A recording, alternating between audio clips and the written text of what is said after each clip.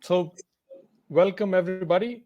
Welcome to this talk where I, Sumeet Puri from Solace, I run the technology team at Solace, and Suresh from Roche, who heads the digital integration, are going to take 30 minutes of your time and take you through our journeys, our experiences, some technical, some organizational, around how to power the real-time enterprise with an event-driven architecture. Right.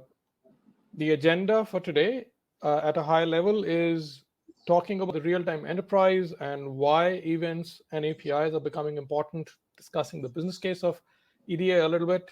Moving on to some tooling, it's the world of meshes, so let's start some meshing around. So what's the anatomy of an event and how these events flow uh, in streams for these real-time use cases.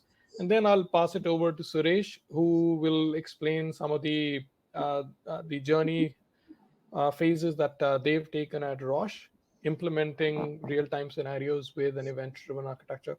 We'll be keen to hear from you, so let's engage after the session through chat or through all other alternative social mechanisms.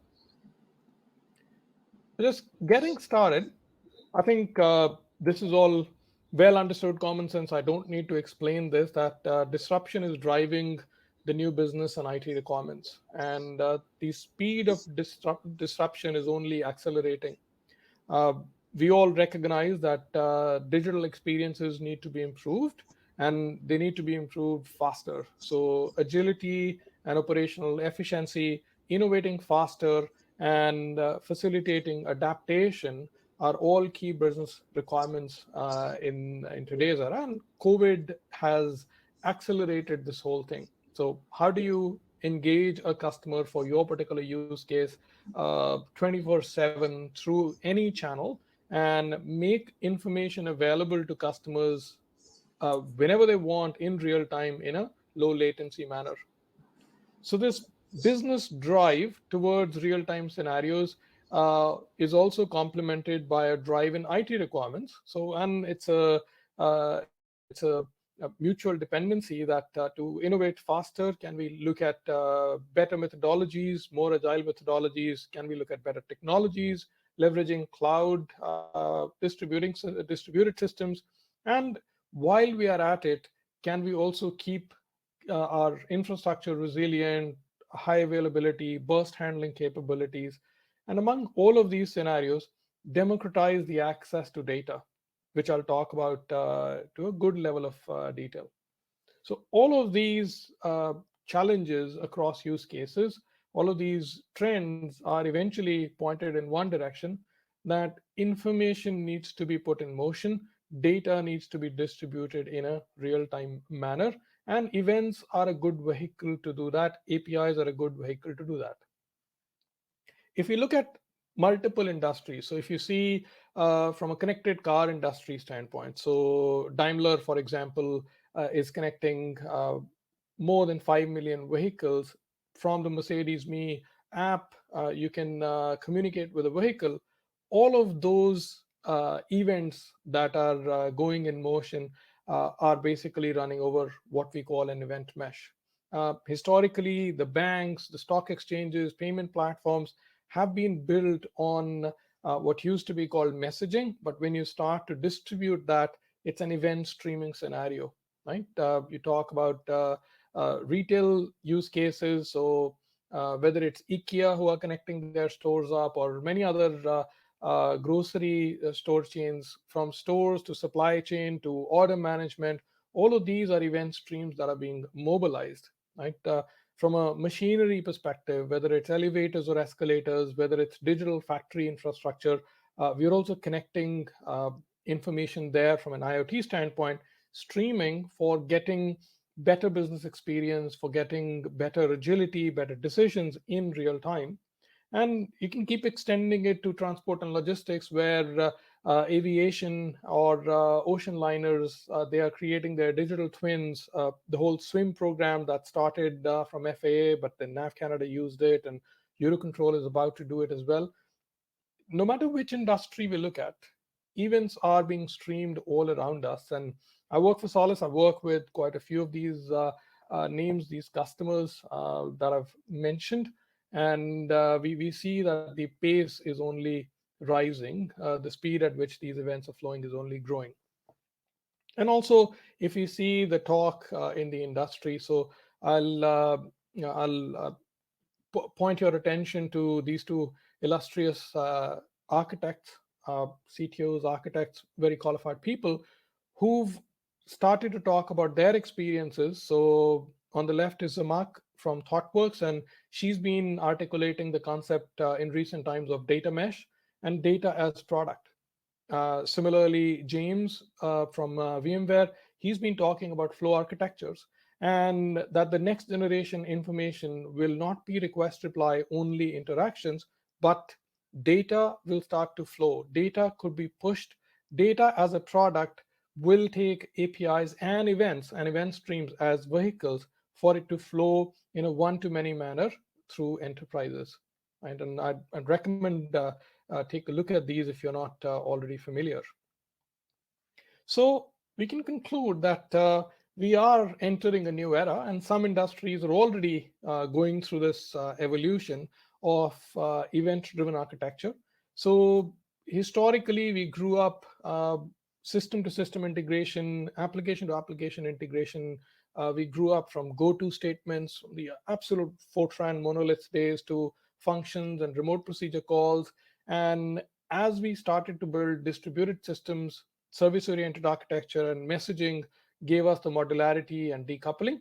And then in recent times, we've seen that evolve further into APIs and now into event-driven microservices and async APIs. So evolving from a pull approach to much more of a push approach, because it gives us all the benefits we talked about, agility, better responsiveness, better scale, and better innovation. And if you look at it from a different perspective, why the change? Event-driven architecture has been around for a while, for many, many years. Why now is it getting more mainstream? It's always been there in GUI programs, etc. It's becoming more mainstream now in the enterprise applications. Again, there are various factors, but a significant factor in my understanding is that for the past 5 years, network mainstream network is faster than disk. And if you see the music industry as a leading indicator there, we do not download or carry our music on storage, whether it's compact discs or USB devices. We are actually streaming our music, we are streaming our movies, etc. Because the network, the underlying physics of the network is facilitating that. So why not do that for our data, right? So that's where systems which are built around writing data to disk and reading data from disk, and sometimes even an evolution of that could be log data. The old school would be databases. If network is faster than disk, that gives us the ability to distribute data, build distributed applications possible on the back of event streams. And as I said, certain industries have been doing it for a while, for a long, long time. I can talk about some of these Solace implementations. So we've been doing these event-driven architectures for 15 plus years, grew up on the capital markets industry. So from Barclays to Standard Chartered to Deutsche Bank and Royal Bank of Canada. We move, for example, at Royal Bank of Canada, we move about 95 billion events a day. We stream them from pricing, market data, to FX execution systems, to settlements and risk. And see, at that scale, you need to have your inherent architecture as event driven, because when a price of US dollar to euro changes in New York, you immediately need that price in Frankfurt, you immediately need that price in Singapore.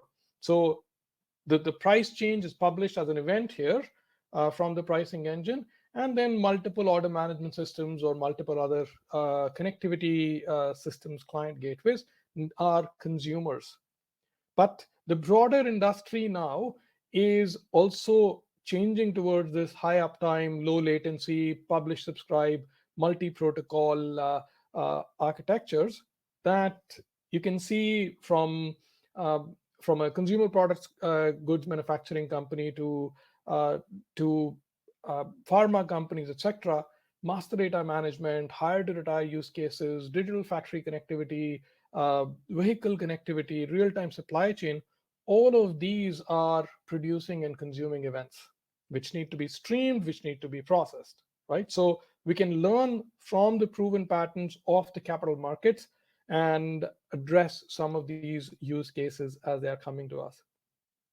So how do we go about it, right? So let's focus on some of the challenges that, and this is not an exhaustive list, but some of the common challenges that we see that when people are getting started with an event-driven architecture. So most of us grew up on request reply interactions. Again, systems were not distributed, network was expensive or not that efficient. So requesting and replying and leveraging the disk was the norm. So how do we unlearn some of these things and go for the more natural way of system implementation? Because the order of nature is event driven. Like when it rains outside, we're all programmed to open our umbrellas or get inside, or maybe we want to enjoy the rain. But we are all responding to that event in nature. So getting computer systems down into that architecture would seem natural. Uh, EDA is not just about tooling, it's a thought process. So can we get that culture change going? Think about taxonomies, think about routing, etc. So I'll touch upon that. And figuring out where to start. So the technology as well as the know-how, and then gradually learning the anti-patterns, learning the patterns, and we take a step-by-step approach towards event-driven architecture. Introducing a strategy at a higher level, uh, we could break this problem into 3 steps. So it's all about moving your data, making access available to your data in real time. So let's liberate that data by connecting with the existing systems, legacy systems. And we could use adapters or integration technologies to set that data in motion as event streams. And then newer modern applications, which could be cloud native, which could be API first, also connect with this now liberated data in a bidirectional manner. So you use event brokers, which speak publish, subscribe, which speak guaranteed delivery, speak multiple open protocols such as REST, GMS, MQTT for all of these IoT connectivity, AMQP for wireline standards messaging, and they are networked together in what I'm calling the event mesh. So you can have a new order coming in, and that order needs to go to your SAP ERP system for order management. It may go to a Salesforce SaaS application running here. So in a publish subscribe manner, you publish the event to the mesh, and consumers, independent of their location, just consume it, process it, and then publish, let's say, the order processed event. And similarly, you can have trading partners, you can have customers, other lines of businesses, AI/ML applications, which could also be interested in this order or as it goes through various stages, or inventory notifications or delivery notifications, etc. So your events are flowing through this network of event brokers, message brokers, and anybody could, provided you have access, you could produce or consume them, right? And then lastly, you have the governance mechanism, the mesh management capability, using which you can visualize, you can govern, you can know who's producing what and consuming what. So if I deep dive a little bit into what an event is, the anatomy of an event. So an event is not just a notification, it is payload, it has metadata as a topic, which is, there's a typo here, it's a noun and a verb. So you can say it could be like an order update or a payment initiation, a noun and a verb. So that's basically what an occurrence, what a happening is. And then when you say order updated, rather than just saying such and such order has been updated, the full detail of what is in the order update. Because with today's technology, this whole event mesh should be able to deliver, and the underlying network bandwidth, you can have megabytes of data in an event, and it can be streamed as well. And then it can have some metadata using which, let's say, you can find out, is it a request reply interaction or a total time to live, for it to go to a dead message queue or something, right? So payload and schema and a taxonomy that defines it. And as you can see, this taxonomy is a separated string. This is a part of the MQTT standard. JMS has used it historically. REST is also all slash separated strings. So let's say we have such events here: order new ice cream that I'm buying in Singapore, or it's an order cancel originating in the UK for a phone, or it's a payment initiation in Switzerland for a coffee. This is this is the topic taxonomy in this case for some examples.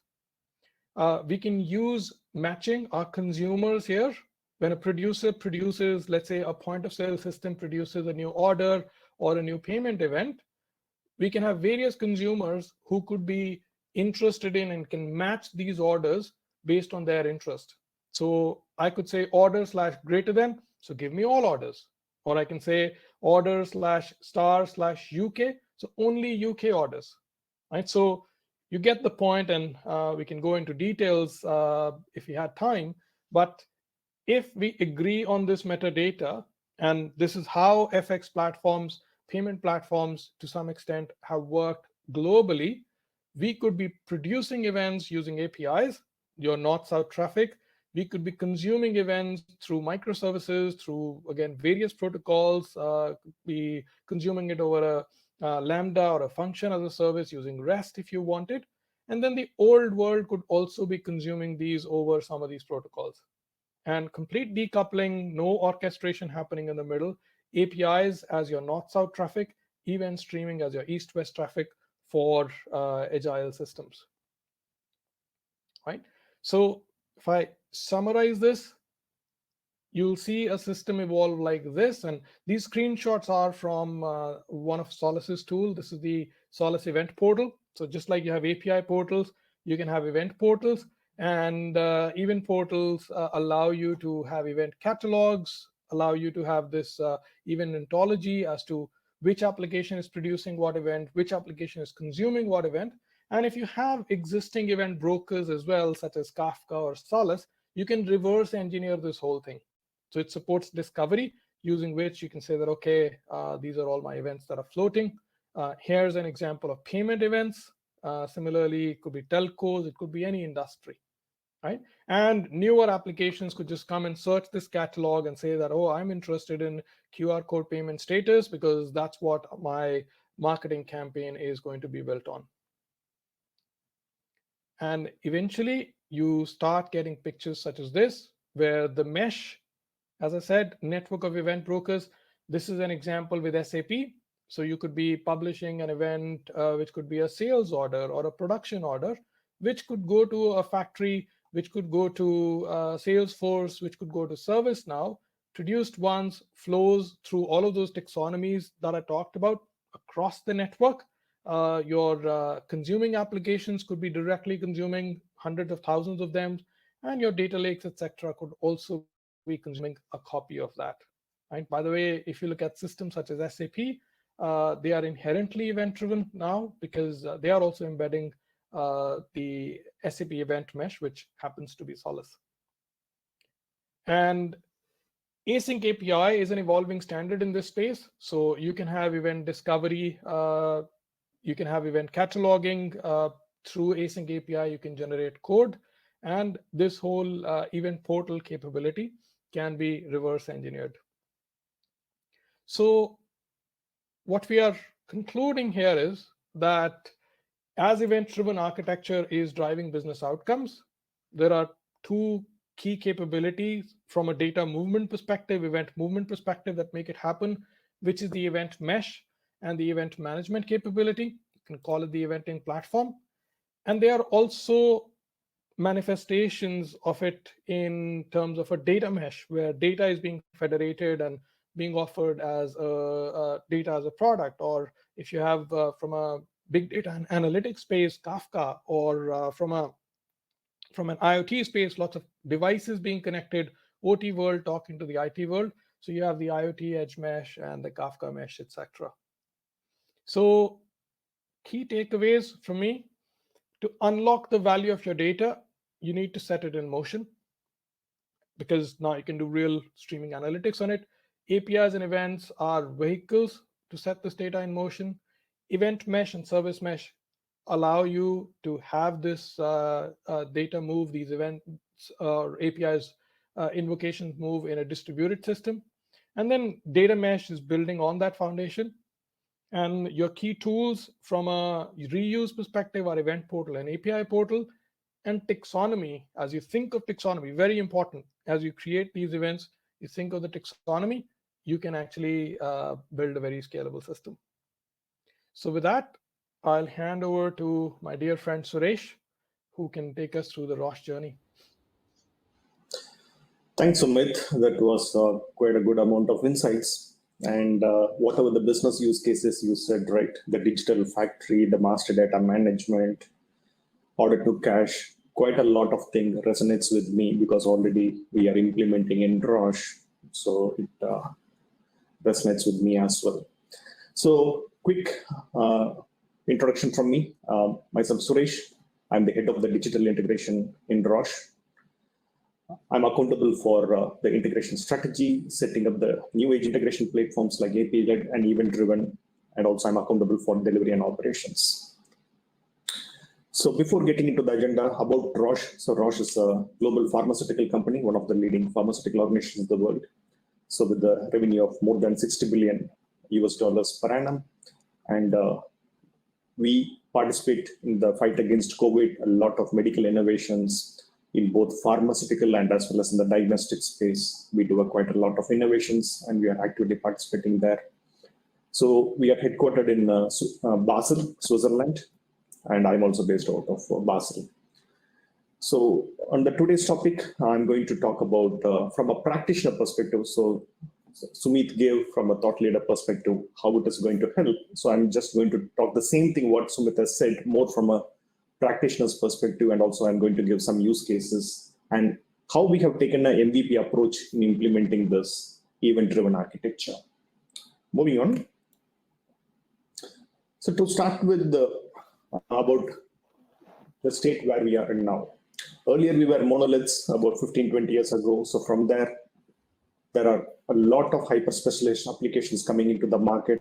This is just one example. If you look at in the area of marketing like CRM or customer insights or consumer insights, if you look at the statistics in 2010 or 2011, about 10 years ago, there were only 150 global product vendors were there. But look at in 2020, we have more than 8,000 plus global vendors in the market.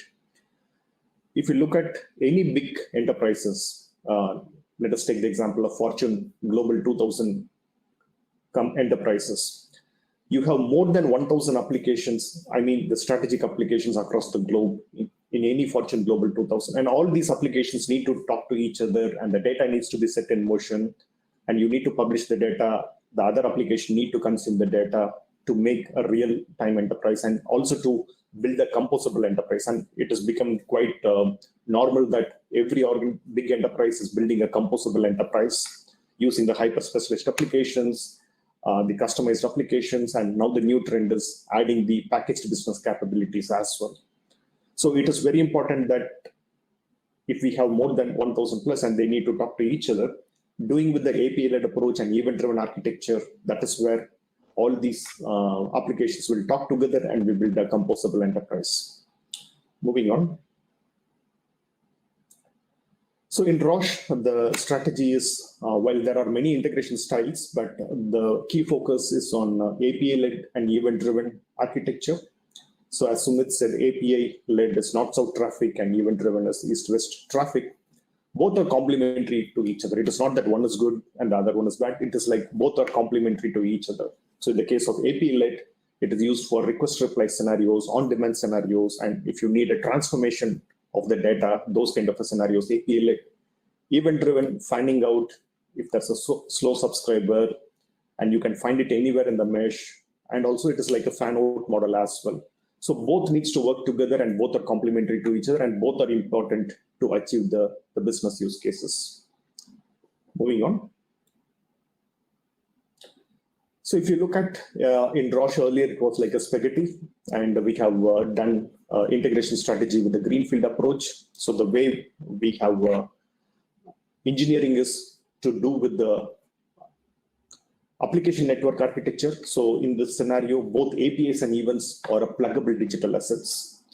And these pluggable digital assets need to be treated as a product. And these products are key enablers for the composable enterprise. So that you have a high level of transparency on what are the integration products you have in your space.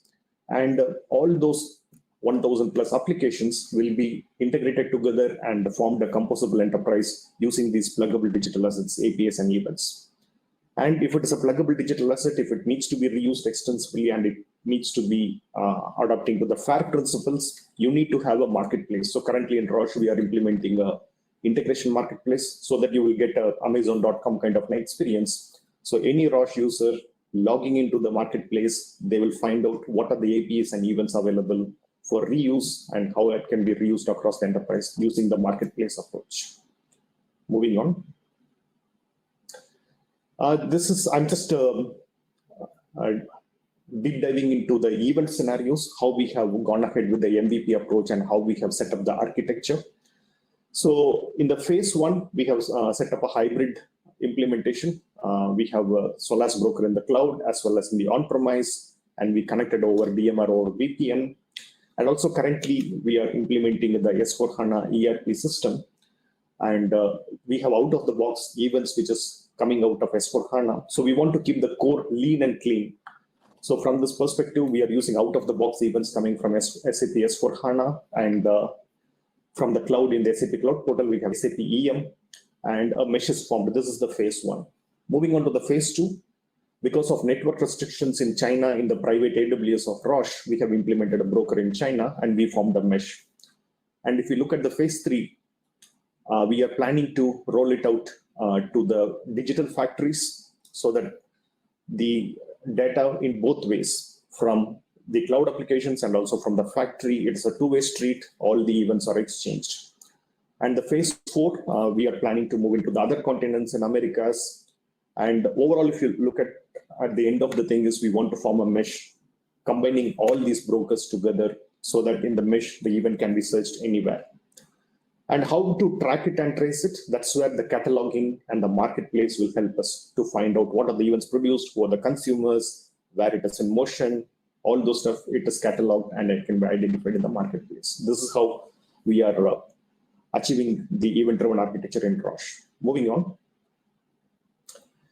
So if you look at the old scenario, just I have taken one use case, a master data. There's quite a lot of point-to-point, and of course there is a PubSub capability using the legacy ESB, but it's not fit for purpose. But if you look at the new age architecture, how we are achieving is, so there's a smart publisher capability we have built in master data systems, and using the event broker, it is seamlessly the consumers are consuming it. This is just one of the use cases there are multiple use cases in Roche using this event-driven architecture. Moving on, just to touch upon is, as I said in the previous slide, both API-led and event-driven coexist. So there are scenarios where there are some consumers need on-demand and request response scenario where there is a API-led approach as well. So both coexist and both are complementary.